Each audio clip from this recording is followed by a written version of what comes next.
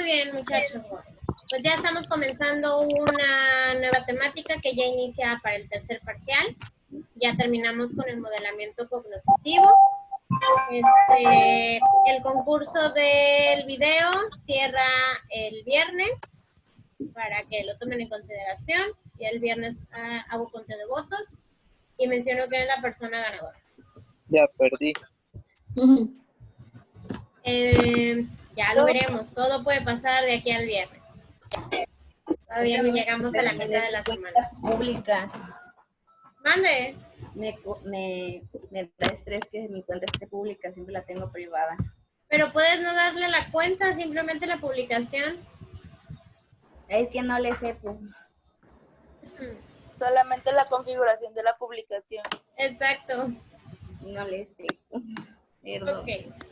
Bueno, pues comenzamos ahora sí con el siguiente tema, que ya es ambientes de aprendizaje.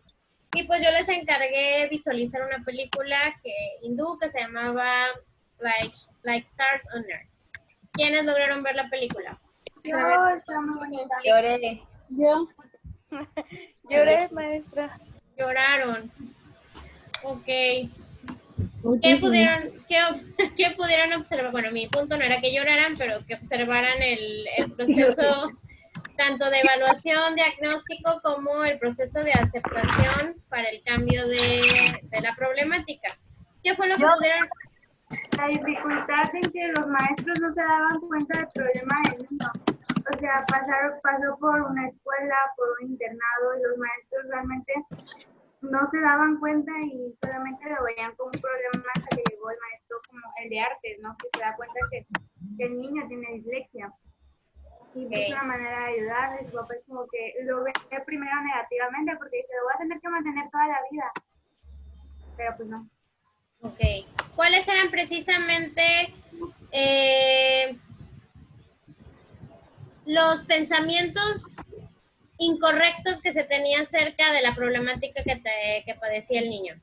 Bueno, las personas decían que era un retraso mental, que no era normal. O sea, siempre lo asociaban con eso cuando era, pues sí, un problema, pero que se podía solucionar. No era de que estuviera mal en sí, pero la gente la entendía de otra forma. O sea, como que lo vamos a alejar porque no es igual a los demás. Incluso el papá se negaba a ello, porque cuando el maestro fue a hablar con ellos, el papá decía, no, es que no puede ser, porque tiene que tener éxito. Y se va. Okay. Lo más triste fue de que le pegaba a su papá. Ok, le pegaba el papá. Aquí vamos a... Dime.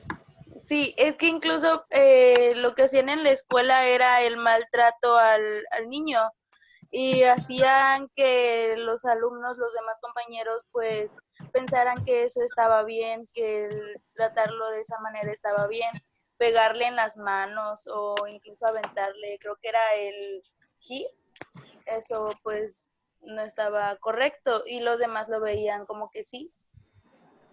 Okay. Yo le quería pegar al maestro. ¿El qué? Yo quería pegar al maestro después de que vi al pobre niño que le pegó. Okay. ¿Qué características de las dos escuelas pueden encontrar de diferencias o de semejanzas?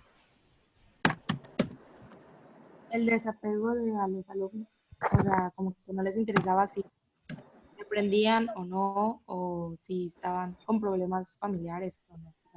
¿Eso lo llamarías desapego hacia los alumnos?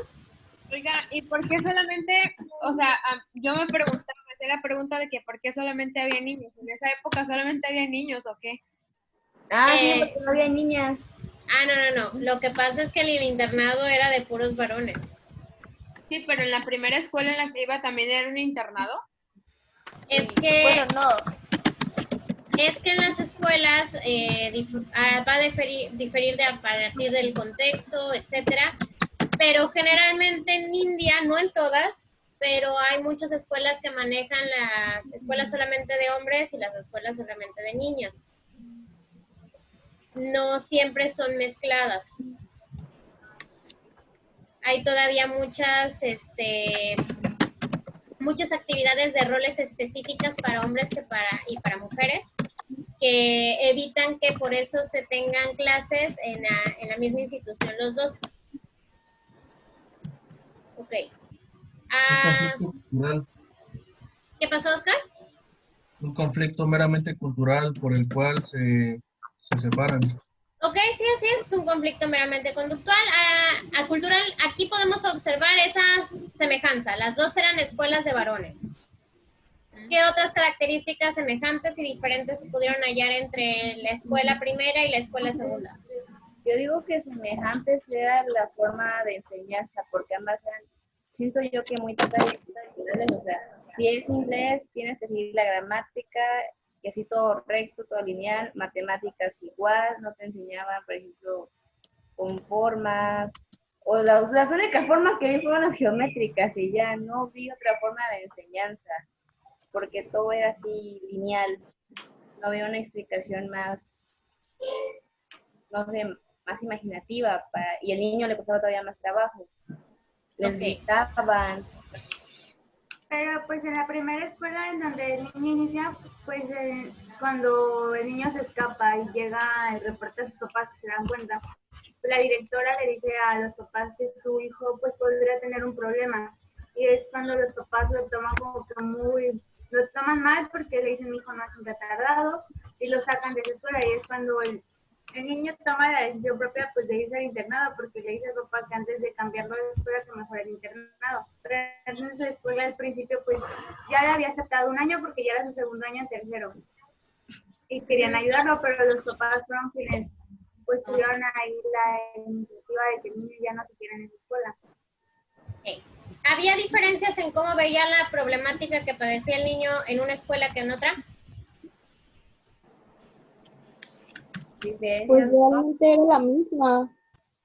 O sea, veían al niño como un instrumento para darle conocimientos de una forma lineal, como decía Amy, y que aprendiese y que por ende tuviera que sacar buenas calificaciones. Entonces, como no lo hacía, pues lo consideraban, digamos, con un retraso.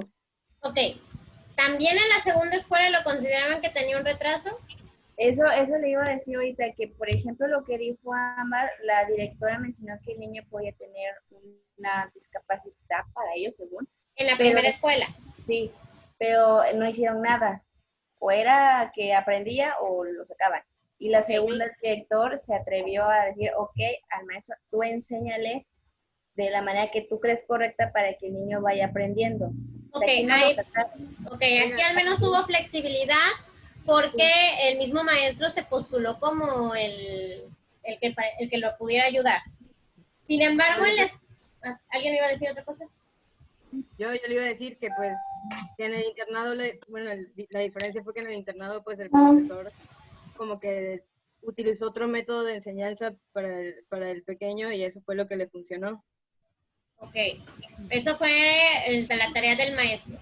Sin embargo, la escuela, la que fue en la segunda, el problema que le veían a Ishan no era un problema a nivel de inteligencia, sino como que hubiera sido un niño maleducado, consentido, y en la escuela 2 la veían como un problema de conducta, que no lo hacía porque él no quería, o sea, porque él no se le daba la gana realizar las cosas que tenía que hacer y cómo hacer, como un capricho. Y por eso cuando va el maestro, ¿qué pasó, Ámbar? Pero es que hay una parte en la que se nota la frustración de Ishan porque él realmente quiere y lo intenta. Cuando la maestra lo pone a leer, él intenta y él le dice lo que él ve. Entonces empieza a decir bla, bla, bla, bla, bla, bla, porque ve las palabras en su mente revueltas. Y es cuando lo toma mal la maestra y lo saca. En la segunda escuela también intenta lo que es leer o darle la razón al profe, pero realmente no puede. Entonces los maestros cuando le avientan el piso o le pegan en los nudillos de las manos. Entonces yo creo que fue más que nada la frustración de que pues, no le entendían, entonces ya él ya tampoco hacía como que el más mínimo intento en querer demostrar que sí sabía. Okay. ¿Qué pasó con Ishan después de un tiempo? Antes de que entrara la intervención del maestro. Se quería matar. Sí. Pues dejó de tener las ganas, por ejemplo, a él le gustaba dibujar, pintar y todo eso, y perdió esas ganas, ese interés de seguir haciendo lo que le gustaba. El Incluso interés por... me parece que cuando lo visitó su familia, su hermano le llevó el paquetito de pinturas y en lugar de usarlo, algo así, decidió guardarlo. Ok. ¿Qué podemos decir que perdió ahí? Perdió el interés por, pues, casi todo. O sea, no tenía ni ganas de hablar con nadie, ni de pintar, ni descubrir lo que era su mundo, porque A nivel educativo, ese proceso, ¿cómo se llama? ¿Motivación, Melina? Es que no se le escucha nada a Melina y estoy leyéndole los labios. Melina, no se escucha.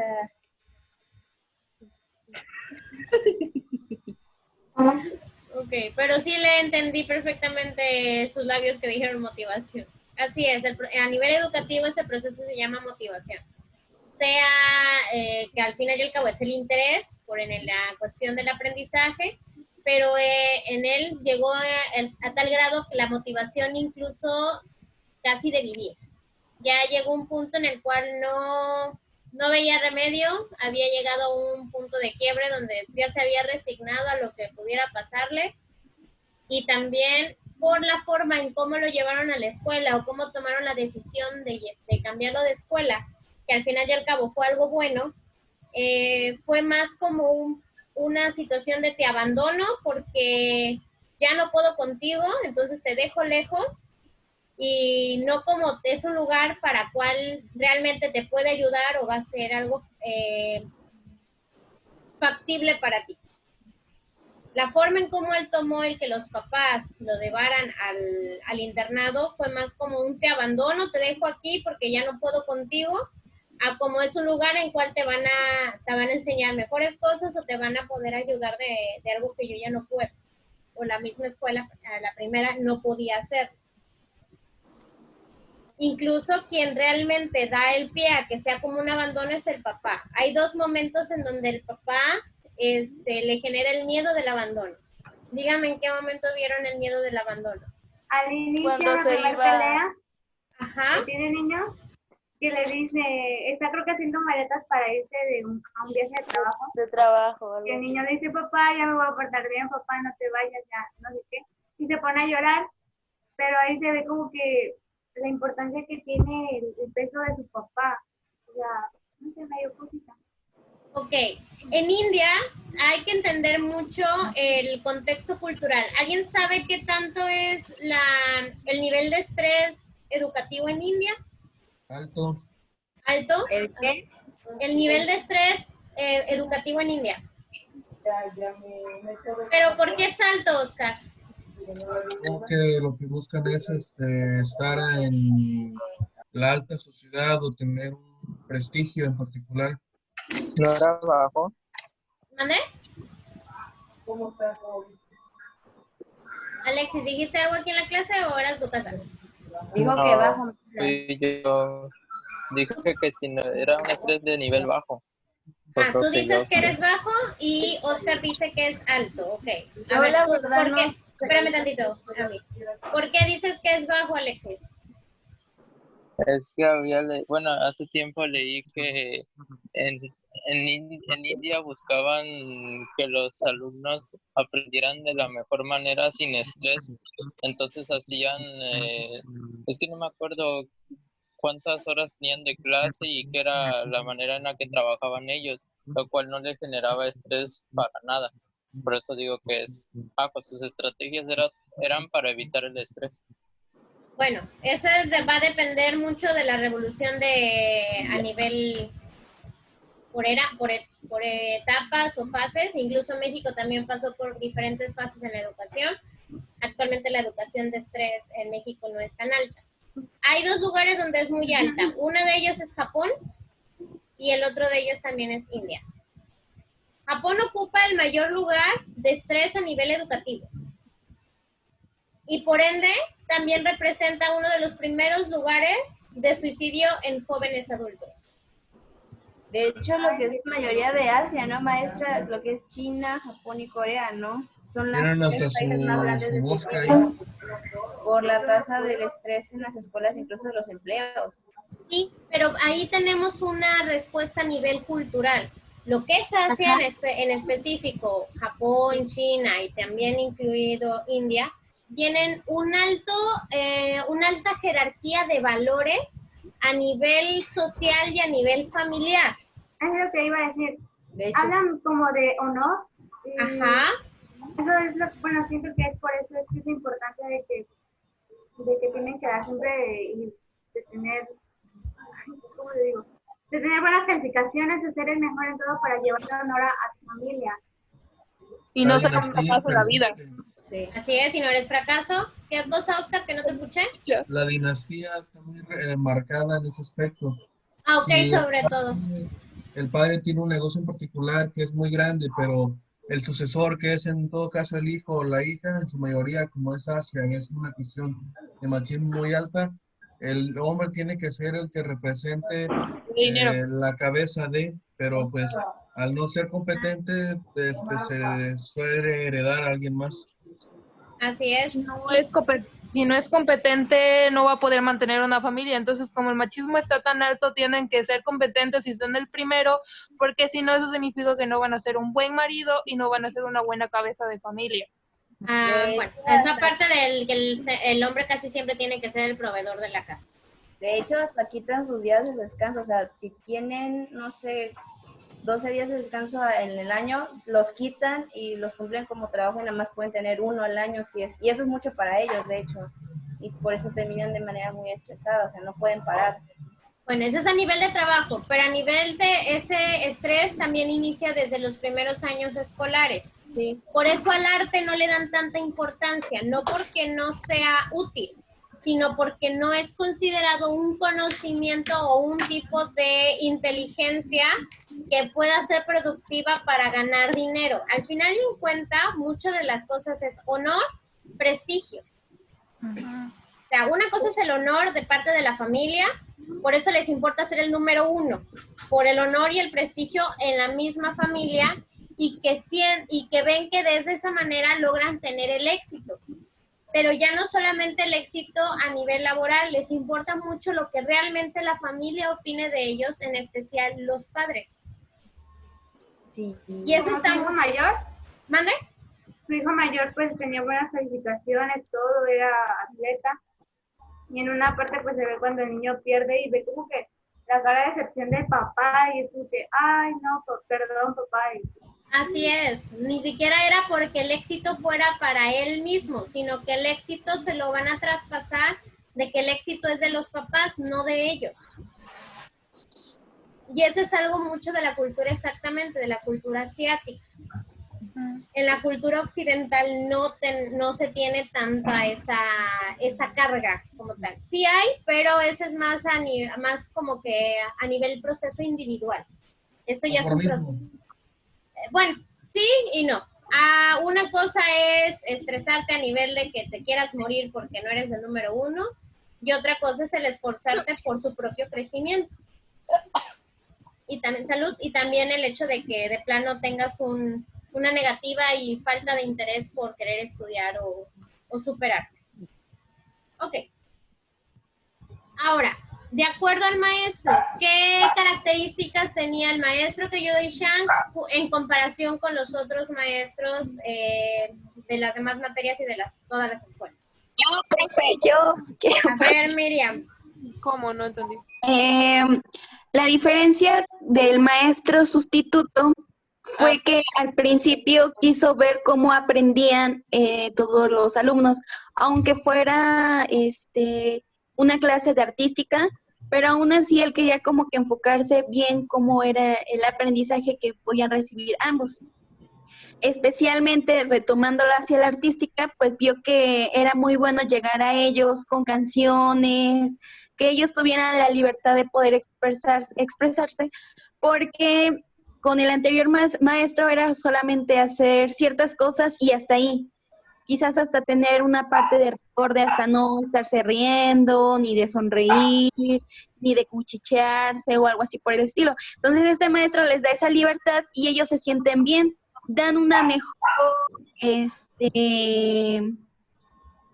un mejor rendimiento, y es ahí donde se da cuenta de Ishan que no, o sea, él no reacciona a lo que pensó que fuera todos los alumnos, sino que empezó a enfocarse a él, y porque también hay otros maestros que le mencionan que hay ciertos alumnos que no aprenden o se les dificulta aprender, ¿no? Entonces él empieza a investigar cuál es como que la situación, pero él está preparado para brindar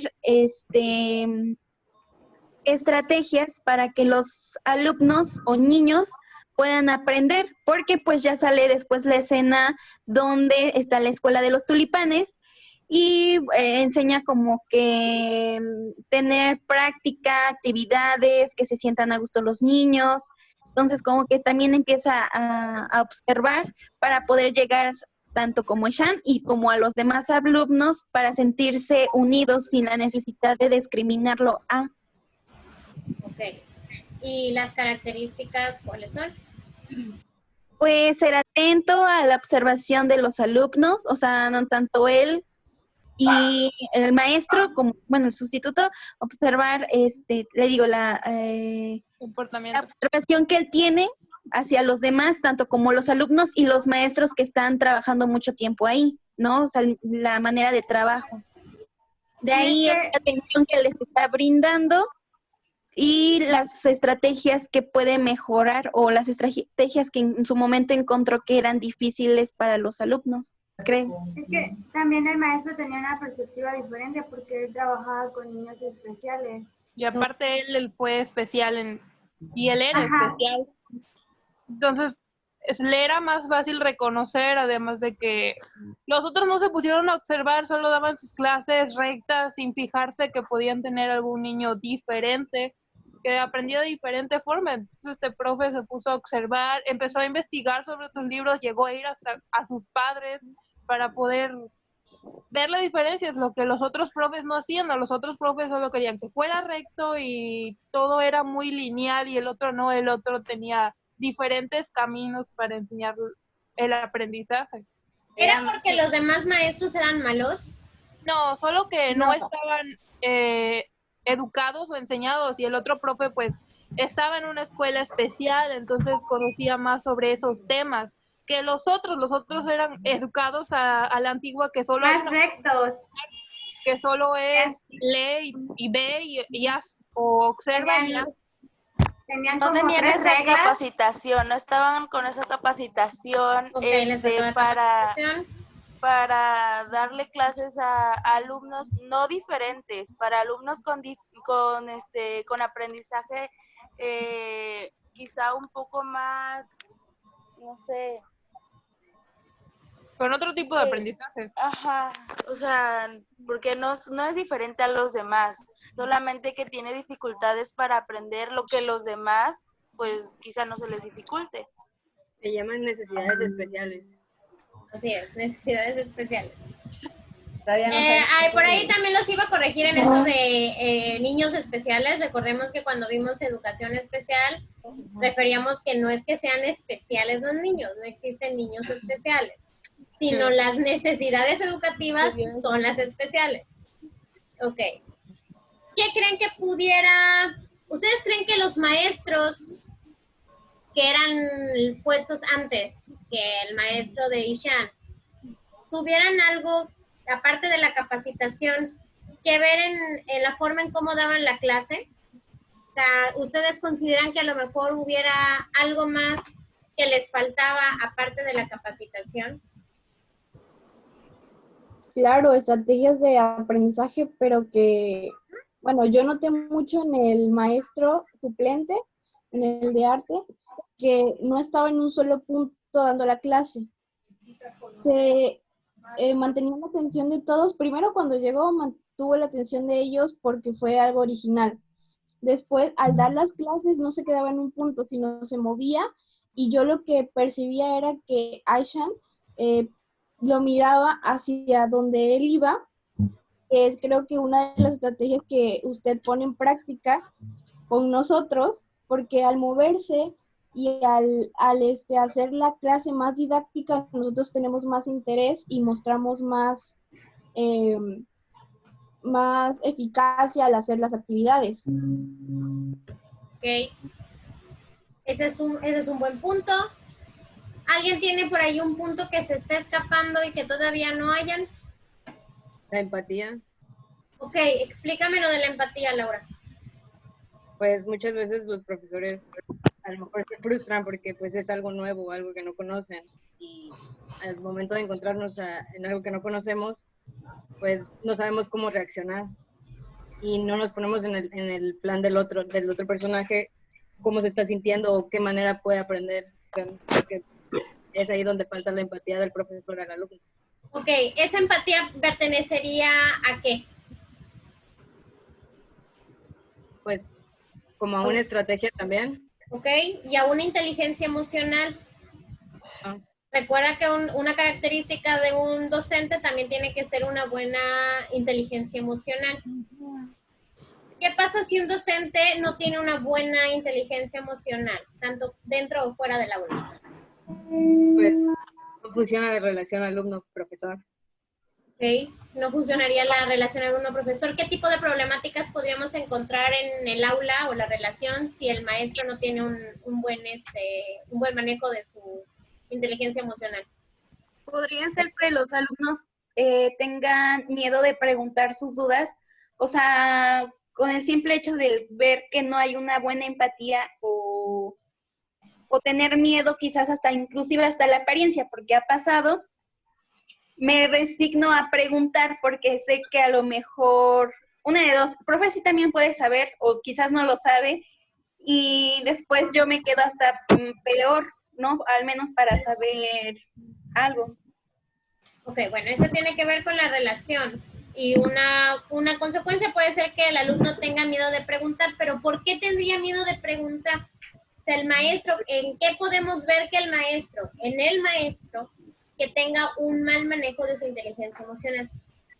Por su expresión corporal. Por su expresión corporal. ¿Cómo? Hay uno que otro maestro que se ve como que impone, pero sin embargo es muy tierno, o sea, por así decirlo. No sé si me doy a entender.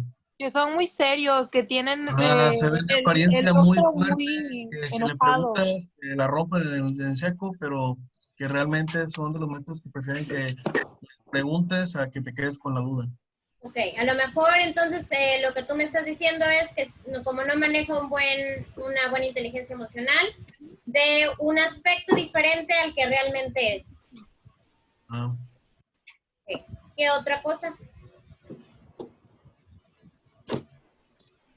Pues yo creo que ahí en la inteligencia emocional pudiéramos pensar que tiene que ver con la comunicación asertiva, porque si el maestro, en este caso a los alumnos, no les está diciendo las cosas de manera que ellos entiendan y de la manera que ellos quieren que lo hagan, pues no va a lograr el niño hacerlo. Ok, eso tiene que ver con la forma de cómo explicar en la estrategia. Sin embargo, podemos notar un buen ejemplo de un mal manejo de la inteligencia emocional de los docentes cuando la maestra le pide a Ishan que lea en voz alta. Ay, sí. ¿Cómo reacciona la señora? Se enoja y empieza a gritar. Se desespera, grita, se enoja. Y crea que los compañeros se burlan de él. Genera un mal ambiente de relación. Es lo que yo mencionaba, de que los niños creen que eso está bien. Y también lo sacó de la clase, nada más por no haber leído bien. Así es. Y cuando está con la reunión con la directora, ¿por qué dice que no hace los exámenes? Porque no sabe. Dice que lo hace a propósito para molestar. Que comete el error una y otra vez porque quiere. Ese es un gran error que cometen muchos maestros que no tienen un buen manejo de inteligencia emocional, que se lo toman personal. Esa es la principal importancia de un buen manejo de la inteligencia emocional en el aula. Cuando te tomas personal una problemática incluso de conducta del alumno. Y pasa que puede tenerlo tanto el alumno como el maestro. Es que el maestro me tiene grilla o es que el alumno lo hace porque me quiere fregar. Lo hace a propósito. Y entonces, como me encierro en mi baja tolerancia y en mi ego de que lo hace porque yo no le caigo bien, no veo la profundidad o el contraste de la problemática real. Y eso era algo que pasaba con casi todos los maestros. Todos los maestros veían o lo creían que Ishan lo hacía a propósito. Porque quería ser el payaso de la clase, quería llamar la atención, etcétera, etcétera. Nadie le veía la profundidad. O nadie se tomó el tiempo de visualizar o evaluar la problemática de Ishan. Y en este caso el maestro de arte sí cuenta con inteligencia emocional, entonces, porque no se dejó guiar porque la primera vez no vio que no había pintado nada y simplemente no lo dejó e intentó informarse y saber el por qué él presentaba esta conducta. Y cuando preguntó con los maestros, ¿qué fue lo que les respondían? Que solamente tenían como 3 reglas, algo así de 3, de que trabajo, no me acuerdo de las otras 2, pero era algo base, porque él quería guardar los trabajos de los niños. Los dibujitos, para él, disciplina. Para él eran importantes. Que solamente tenían que ir ahí los libros. Después de eso, sale y ve al niño afuera, hincado, creo que lo habían sacado de una clase, me parece, y es cuando se da cuenta que el niño no está bien y habla con su amigo y le dice que tiene problemas para aprender a leer, escribir, y es cuando él se da la tarea de checar sus apuntes y él detecta lo que es la dislexia. Así es. ¿Por qué realmente se da cuenta de lo que es la dislexia por su propia cuenta? Porque observa los libros de Revisándole. Y y las se letras. da cuenta que hay conjugación de unas letras. Bueno, porque él cuando era menor también presentaba lo mismo y por eso supongo que se dio cuenta. Pero se dio más bien cuenta, o sea, que Ishan tenía problemas porque vio que el interés por pintar no estaba, y cuando él iba a guardar los libros se empezó a asustar y se hincó y como que no quería hablar con nadie, y se le hizo bastante extraño que un niño en ese lugar pues esté con una actitud no tan, no sé si decirlo así, normal, porque, o sea, porque se asustaba. Sí, Y lo llegó a comprobar cuando pues se dio cuenta de los dibujos, que cuando fue a su casa y se fue dando cuenta de todo lo que pasaba y que dibujaba. Ok, ¿por qué tuvo que ir hasta la casa? ¿Por qué tendría que haber ido hasta la casa de Ishan para poder descubrir eso? Que necesitaba más pruebas, pues necesitaba comprobarlo, ver los dibujos y cómo se expresaba. O sea, ya tenía una idea, pero no estaba 100% seguro. Entonces, en su casa, al preguntarle a sus padres, iba a poder dar cuenta de qué pasaba, porque pues sus padres han vivido con él toda su vida y él solo lo conoce desde poco tiempo. Entonces, por eso. Algo que no, a lo mejor ustedes no se dieron cuenta porque no están dentro del ámbito docente interno, es que ningún maestro llevaba un seguimiento de caso. Él sí, porque cuando nos damos cuenta, cuando él quiere guardar los trabajos de sus alumnos en el casillero, porque le dicen que no se guarden trabajos porque ocupan espacio que no es necesario. Y que se los regresaran. Exactamente, que se los regresaran. Eso es no llevar un seguimiento de los alumnos, sobre todo en áreas de la primaria. Ningún maestro llevaba un seguimiento, solamente dejaban la tarea, la calificaban, pero no había como que un seguimiento. A ver, vamos a ver en qué tareas está fallando fulano, en qué tareas está fallando perengano. Por eso él tiene que ir hasta la casa de Ishan para poder descubrir el meollo del hoyo. Eso no tiene por qué ser así, para eso son las juntas de maestros.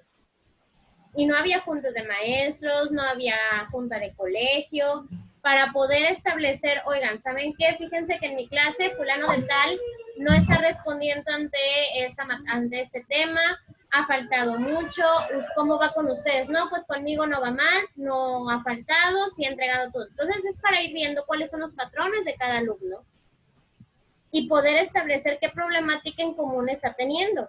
o si de plano es hacia la materia, hacia el maestro, o si está presentando algún tipo de problemática real.